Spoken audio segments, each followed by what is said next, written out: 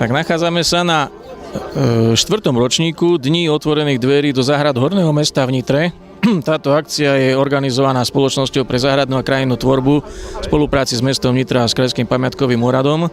A je to vlastne akcia, ktorá bola zorganizovaná v Anglicku zhruba pred 10 rokmi, kedy prišli iniciátori s nápadom, že presvedčia majiteľov historických objektov, aby ich na jeden víkend v roku sprístupnili. My sme sa vlastne prihlásili k tomuto odkazu a k tejto myšlienke.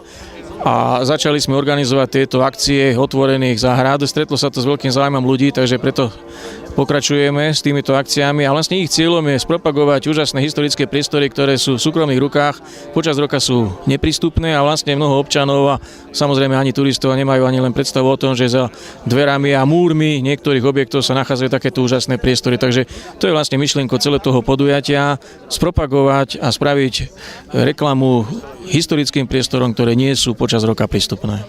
No, máte možnosť vidieť, že záujem je skutočne obrovský. Toľko tu ľudí, čo je tu dnes, tu ešte skutočne môžem povedať, že nebolo ani jedenkrát.